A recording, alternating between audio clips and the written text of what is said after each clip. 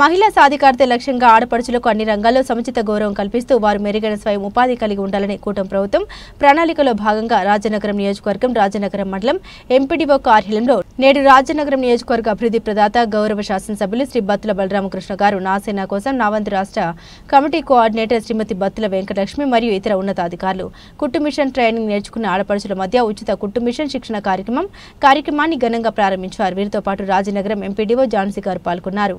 ఈ కార్యక్రమంలో Janasena Telugu Desam party BJP party నాయకులు కార్యకర్తలు జన సైనికులు మహిళలు పాల్గొన్నారు.